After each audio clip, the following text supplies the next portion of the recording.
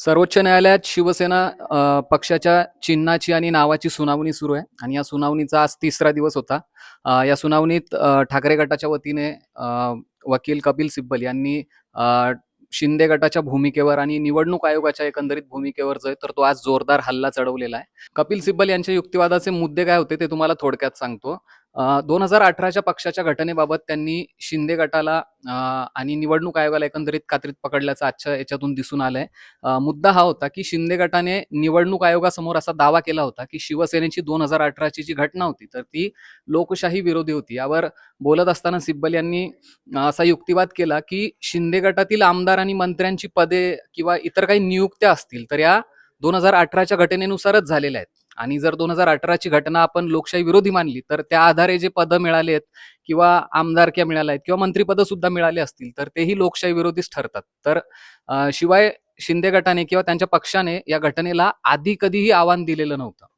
दुसरा मुद्दा हा होता की निवडणूक आयोगाच्या चिन्हावर त्यांनी सवाल उपस्थित केलेला आहे.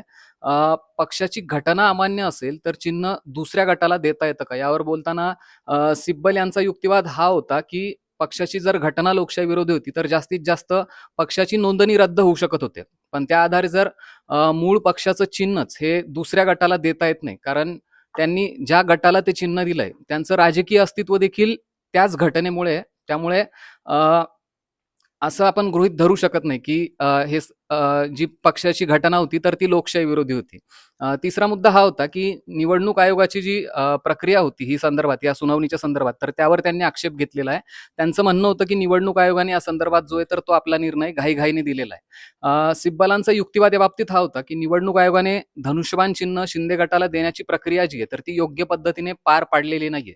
निर्णय घेण्यापूर्वी त्यांनी मूळ पक्षाला म्हणजे ठाकरेंच्या पक्षाला योग्य प्रकारे नोटीस देणं हे आवश्यक होतं. चौथा मुद्दा त्यांनी मांडलाय तो विधिमंडळ पक्ष आणि राजकीय पक्ष यातल्या फरकाचा.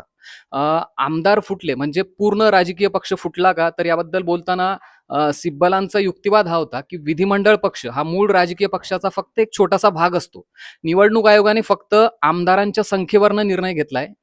ज्या कागदपत्रांच्या आधारे पक्षात फूट पडल्याचा दावा केला गेला त्यावरून फक्त विधिमंडळात 2 गट पडल्याचं सिद्ध होतं. त्यामुळे सगळ्या राजकीय पक्षात फूट पडली असा त्याचा अर्थ होत नाही, असा सिब्बलांचा दावा होता.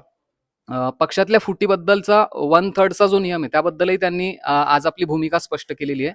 कायदेशीर संरक्षण किंवा 1/3चा जो नियम आहे तर तो हा मूळ राजकीय पक्षात फूट पडल्यास लागू होतो. फक्त लोकप्रतिनिधींना किंवा आमदारांच्या गटाने वेगळी भूमिका घेतली म्हणून पक्ष फुटला असं मानता येत नाही. असा युक्तिवाद जो आहे तर सिब्बलांनी आजच्या सुनावणीत केलेला आहे. एकंदरीतच जर पाहायचं झालं तर कपिल सिब्बल यांनी शिंदे गटाची आमदारकी, मंत्रिपद आणि 2018च्या पक्षाच्या घटनेचा परस्पर जो संबंध आहे तर तो आजच्या त्यांच्या युक्तिवादामध्ये जो आहे तर तो अधोरेखित केलाय आणि या निर्णयातल्या ज्या कायदेशीर त्रुटी आहेत तर त्या सगळ्या कोर्टासमोर मांडलेल्या आहेत. तर अशा पद्धतीने ही तिसऱ्या दिवशी ही सुनावणी जी आहे तर ती पार पडली. आता या नंतरच्या सुनावणीत काय निर्णय होईल, काय यामध्ये युक्तिवाद होईल, तो आम्ही तुमच्यापर्यंत असाच पोहोचवत राहू. तोपर्यंत तुर्तास थांबतो. असेच जर व्हिडिओ तुम्हाला पाहायला आवडत असतील तर सरकारनामाला सबस्क्राईब करायला आणि बेल ऐकन दाबायला विसरू नका.